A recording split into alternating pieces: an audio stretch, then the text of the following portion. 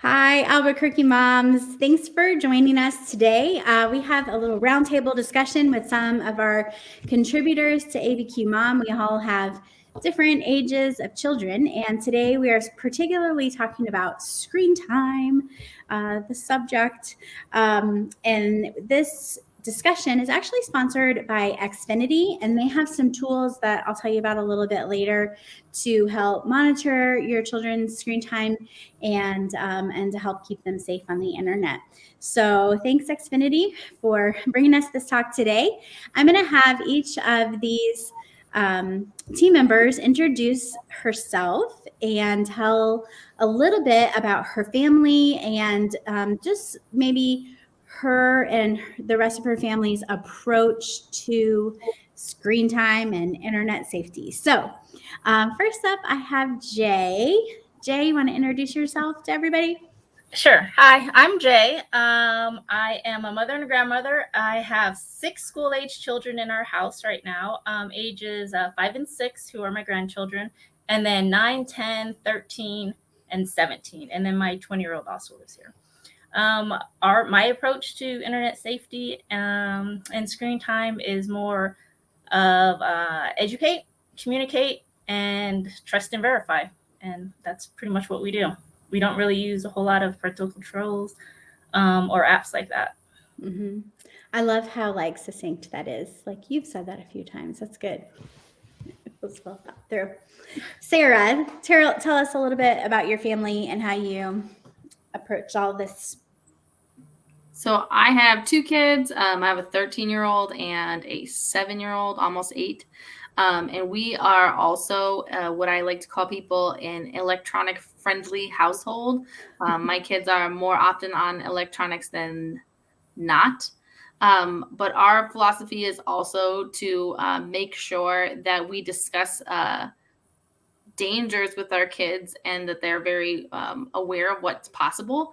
But we also do actually use the controls that Xfinity provides through their router, where we just have each device hooked up to the router. And the main thing that we control on our kids' electronics is what time the internet shuts off at.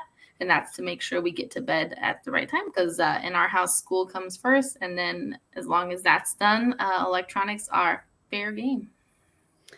Okay. I have had Xfinity for a long time and didn't know that they had those controls available. And I'm so mad about that because it maybe has not been an issue in our home. But good to know, Sarah. Thanks for sharing that. Martha, tell us about your family and your guys' approach to technology. So my name is Martha. Like you said, I'm a school teacher. I teach elementary school. I have 3 kids. I have 2 fifth graders who are twins, a boy and a girl. One is super athletic and loves to be outside, and she rarely uses screen time even when it's given to her. And then my 5th grade boy isn't so much on the athletic end. He loves screens and would stick to them nonstop 24 hours a day if we didn't have some kind of rules in place. And then I also have a 7-year-old in 2nd grade, and he's kind of a balance of those two. He can do without screen time and be creative with other things, or he can love and stick to a screen all day long. So we've tried to make our screen time usage beneficial to each child and what they need. We try definitely to maintain balance. I think that's our key word, is we want balance. So if they're doing their chores, if they're up on their schoolwork, if they're getting enough sleep, then we're pretty free with it. But if they start being mean to each other, or if they start not keeping up with what's required of them, then it's gone. It's something that we can take away and not feel like terrible parents. And they definitely listen up when it's taken away. And then the other thing is we pay attention to the type of screen time that they're using. So if they're watching YouTube for 5 hours, that's very different from if they're working on a project where they're creating and being a maker instead of just having all this input that they're not really thinking about. So it's also the content that we're watching. So good. Yes, absolutely. Martina, what about you? So yeah, hi guys. It's really cool to hear everybody's approaches to screen time. Like, like what Sarah said, I had no idea about all those tools that are available. So I'm keeping my ear open for that. My kids are on the younger end. I have an almost 4-year-old, and I have a 10-month-old baby girl. So screen time for us is, our kids, my 4-year-old really loves movies. So that's kind of how we're involved in that. He watches some movies. He does like some TV shows. My 10-month-old, isn't that into it yet. She's starting to look at it. She's starting to point to certain things that she sees Big Brother watching, that sort of thing. My 4-year-old now, when he was younger, we used to use some of the YouTube videos for songs and short videos and car rides, and somebody's crying a lot and we're just trying to get home, with our sanity. So we would use those. And then we kind of started noticing some personality changes in our little guy when he would watch too much of it. So we started implementing some of the things that Martha talked about, just taking it away and not feeling bad about having to do that. So we do like technology in our house. We do use it. We think it's important for our kids to know about it. It's here and it's going to stay here in our world. So we want to teach them how to use it the right way. And I am also a speech language pathologist. And so I work with kids. We use technology in our sessions a lot. So I use it in my job. And then just trying to educate parents on, some active tech screen type practices, which is something hopefully I can talk about in a little bit. But overall, that's kind of how we use it. That's awesome. I have, I'm Vanessa, by the way. I have a 17, 13, and 9-year-old. And I feel like my approach to screen time is completely different than it was like 2 years ago before the pandemic started. And I was definitely a lot more strict. I don't know necessarily about the time. So I will tell my kids, oh yeah, usually, 2 hours a day, but like, there's no enforcement at all. Like there's no enforcement. It's kind of like, the kids will tell on each other, like, so-and-so has had way more than 2 hours. I'm like, okay, good to know. But there's no enforcement of that. Anyway, but I think our family's approach has been a little bit more content oriented, just because of the position that my husband and I have. We've counseled a lot of adults who have some serious issues because of porn and that type of thing. And so it's really affected many different parts of their life in negative ways. And so I think that's just where our focus has been, just not wanting our kids to encounter that type of stuff when they're really young. So we do have like filters on our, our router and that type of thing. And then we also are pretty strict about the kids not being in a room, closed door type thing with their devices. And then until very, very recently, our kids, the older ones, do have cell phones, but they don't have the internet on their cell phones. They basically can use apps or text and call and play games and stuff. But they can't search the internet. And we have, he's a junior in high school. My husband's like, it's time, like cut the apron string, sister. Like, yes. And I'm like, okay. He is going off to college in a year and a half. So anyway, so now it's like a lot of discussions about, how to keep yourself accountable because you're almost an adult, and why do you think mom and dad care so much about this? What could be the repercussions?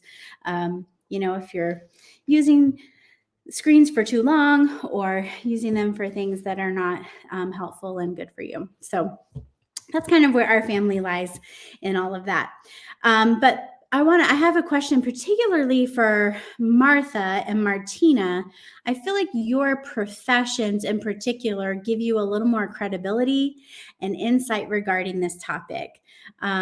So in your professional opinion, maybe what are some of your thoughts on screen time, and maybe what are some things that you see from the outside looking into families that are positives and negatives that you would love to see for families? Martha, you want to start?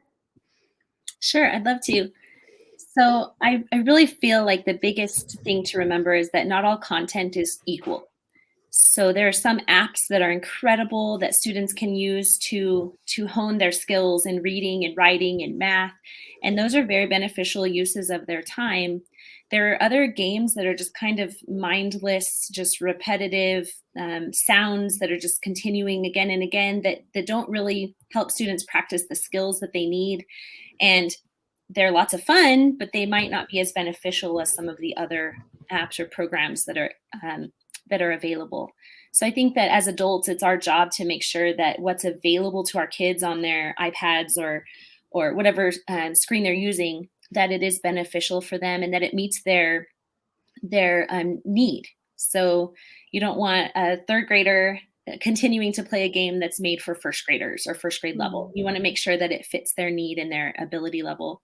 And then by the same token, sometimes you'll find a student who is just so attached to their device that they don't know how to communicate with other people. They've lost that ability to have a conversation with someone right in front of them because they're so used to their screen just telling them things all day long. And it's coming up more and more often with school age children, and it's really a concern for me. And so even in the classroom or at home with my own kids, I want to make sure that I'm balancing their use of technology, which is really important in this day that we live in, with their actual communication with real life people, their ability to work in partnerships and in teams with real people right in front of them, because both are so necessary in this world that we're in. And then as far as safety goes, we have had elementary students, particularly I would say 4th, 5th, and 6th graders who are using technology to communicate.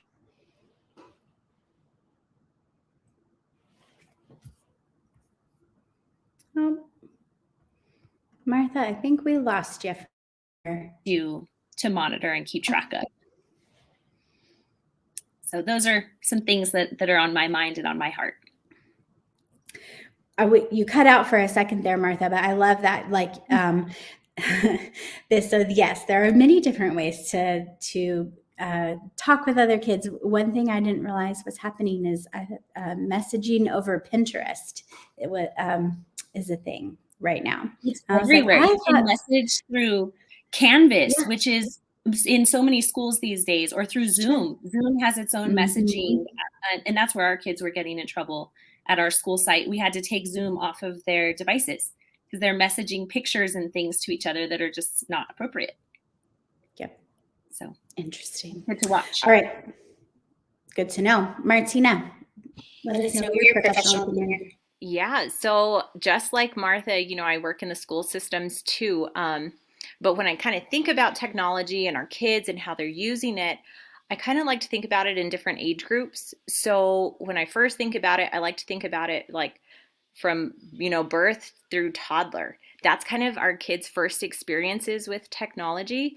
And those kind of create some lasting things, just like what Martha was talking about in her elementary students. Some of them don't have the ability to kind of have that joint attention, to work with other students. All of that stuff is going to start right away from, birth to 6 months, 6 months to 12 months. That's kind of when those joint attention things are really happening.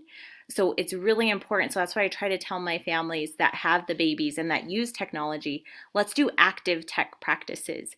If you're singing a song, or if your child is watching one of those super simple videos, or, something that they're singing along with on YouTube, sing with them, point things out to them, point to something, oh, the bear, sing it with them, look back and forth at them.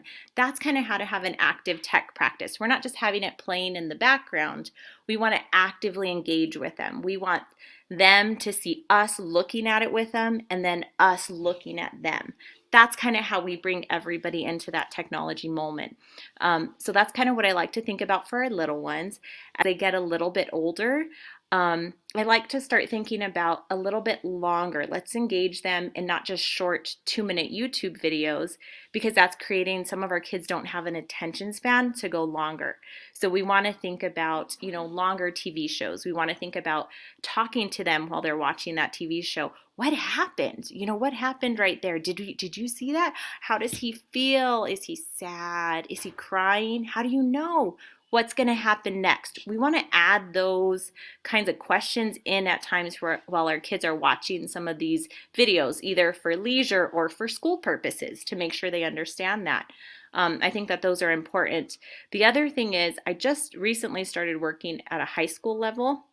So kind of thinking about that at that level, what I've noticed in some of our kids, just like Martha said, they know how to send pictures, through Zoom. They know how to send it through Instagram, through this, through everything. But a lot of my kids at the high school don't seem to know how to use like the academic portions of technology, which is really mind-blowing. They don't know how to send an email. So I think it's really important that just because we think that they know lots of things about technology, there's still lots of pieces that they're missing. So I try just to look at all kind of components about this and teach them like the responsibility of using the internet for those social purposes, but then also the importance of the internet and why we need it for academics, for growth, for all of those areas. So technology it's a hard thing. It's something we all love, but I think we all need a lot of work in it still, even us as adults.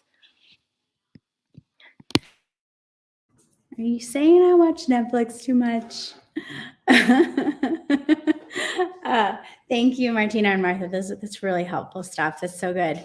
So for those of us schmucks that just have big kids, we just have older kids. Is there anything like that, Jay and Sarah in particular, you would want to tell other parents, either your peers who just may not have thought of this, or parents of younger children, things to just be aware of as their children like grow up in this like technology saturated world? I think I have two things that I would put in. One, building on what Martina said, I actually work in HR for a company that employs a lot of young people. And I cannot agree with her more when she says that a lot of our young people don't know how to use the benefits of technology. And so I think that's a really important thing as your kids get older, to start teaching them how to utilize things like Google is one of them. If you don't understand when somebody says, hey, I need a voided check, you can just Google what's a voided check. You know what I mean? It's the unlimited resources of the world in your pocket, And I really think kids don't know how to use search engines anymore. And that's really, really something, especially as your kids start reaching middle school and high school and have to start working on research papers and stuff like that. That is something that it's very beneficial for them to know. And it's really simple to teach them. Like, hey, how could you find that information? Not from Wikipedia. You know what I mean? There's literally unlimited sources on the internet, and you have it in your hand or your back pocket, Mm-hmm. I think the second thing for me is it's just never too early to start talking to your kids about bodily autonomy and about things living on the internet forever. That is something I think a lot of my 25-year-old employees still don't understand. But what you are consenting to today and you've decided is an okay thing today might be something that you really regret in 20 years. And there is no taking it back once you hit send. Like, it lives on the internet forever. Things do not die there. So it's really important to talk about making sure we don't make the decision to put things out there that we're going to later regret. No, I agree. And I'd like to add that I think that now with the younger kids is the perfect time to build good habits on the electronic devices. Because toddlers, little kids, they're going to mimic everything you do. So if you're sitting on your phone talking to them, but your face is on your phone, they're going to learn that behavior, and they're going to do that exact same thing. Tech-free zones, at our house, we don't have our cell phones at the dinner table. Right. We've had that for years, and my kids know when they come to the dinner table, if we're home, at a restaurant, someone else's house, the phone's not there. That's just a habit for them. They don't have their phone when they're eating. Of course, they probably do it at school, but and like Sarah said, digital footprint. I mean, you have to tell your kid, you have to warn them, have to let them know that what they put on the internet is gonna stay. They can delete it from their device, but it's gonna stay there forever. Um, and then just know as a parent that all the rules that you have in place for the devices, they're going to break them. You may not know that. You may say no, ground them from their phone and take their phone away. Their friends have phones. My daughter one time took a dead phone and she was texting off of that. I didn't know you could do that. They're going to find ways around it. So that's why I think the open communication and the and just educating them and that trust with your kid is very, very important. That, and then when they do break those rules, that's a teachable moment, Absolutely. to go ahead and use. But yeah. So that's something that someone told me one time is like every single filter, device, app you use to try to protect them, there's a workaround for all of that. If the kids are smart enough and tech savvy enough, I mean, they can't Google something, but they can get around like a parental filter. I don't know. But anyway, so there's always a workaround. So like those things are great, I think, and important to have in place. Like I don't want to just give them free reign, but without that open communication between kids and parents, it's not going to help. Another thing that we've instilled as a family is like that we never talk to anybody online that we have not met in person, that we don't know in person. Just like any kind of little kid games, like you can talk to total strangers, and I know grown adults who have gotten in trouble for talking to total strangers. So there you go. That's just, and then I know someone who works in the sex trafficking field, and she particularly recommends Bark, B-A-R-K, and it's just a way for parents to be notified. It's like an app you put on your kid's phone, and you can be notified if there's like anyone messaging them things that are inappropriate. So it's particularly to, I don't know, sexual predator type things. It will try to filter through that type of content. So that's another little thing there. But once again, for those little smarty pants of ours, there's probably a workaround. All right. Well, thank you, ladies, so much for joining me this afternoon. I think this is really helpful. And thanks to Xfinity for sponsoring this and for the safety features that they provide as well. I'll make sure to put information regarding Xfinity safety features in the chat so that you guys are in the description for this video so that you can check those out. But thanks again for being here. And if you all of our audience, if you have any questions or anything to add to this discussion, we would definitely love to hear from you in the chat. All right. Thanks, ladies. So good to talk to you. Bye. Thank you.